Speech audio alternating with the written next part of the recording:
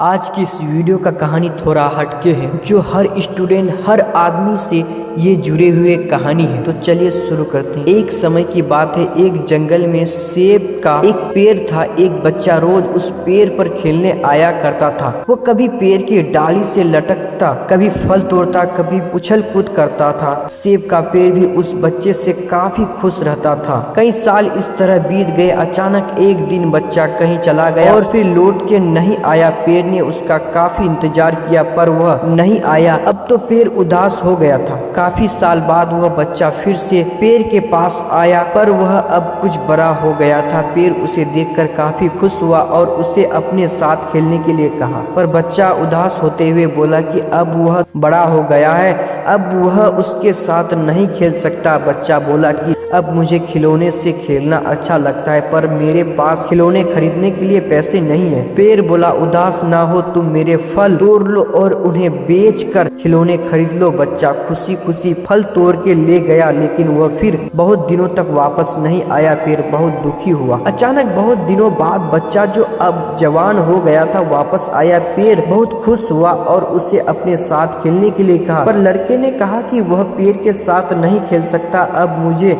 कुछ पैसे चाहिए, क्योंकि मुझे अपने बच्चों के लिए घर बनाना है। पेड़ बोला, मेरी शाखाएं बहुत मजबूत है, तुम इन्हें काट कर ले जाओ और अपना घर बना लो। अब लड़के ने खुशी खुशी सारी शाखाएं काट डाली और लेकर चला गया। उस समय पेड़ उसे देखकर बहुत खुश हुआ, लेकिन वह फिर कभी वापस नहीं आया और फिर से वह पेड़ अकेला और उदास हो गया था। अंत में वह काफी दिनों बाद थका हुआ वहाँ आया। तभी पेड़ उदास होते हुए बोला कि अब मेरे पास ना फल है और ना ही लकड़ी, अब मैं तुम्हारी मदद भी नहीं कर सकता। बूढ़ा बोला कि अब उसे कोई सहायता नहीं चाहिए, बस एक जगह चाहिए जहां वह बाकी जिंदगी आराम से गुजार सके। पेड़ ने उसे अपनी जड़ों में पनाह दी और बूढ़ा हमेशा वहीं रहने लगा। यही कहानी आज हम सब की भी है मित्रों। इसी पेड़ की तरह हमारे माता पिता भी होते हैं। जब हम छोटे होते हैं तो उनके साथ खेलकर बड़े होते हैं। अब बड़े होकर उन्हें छोड़कर चले जाते हैं और तभी वापस आते हैं जब हमें कोई जरूरत होती है। धीरे धीरे ऐसे ही जीवन बीत जाता है। हमें पेड़ रूपी माता पिता की सेवा करनी चाहिए, ना कि सिर्फ उनसे फायदा लेना चाहिए। इस कहानी में हमें दिखाई देता है कि उस पेड़ के लिए वह बच्चा बहुत महत्वपूर्ण था और वह बच्चा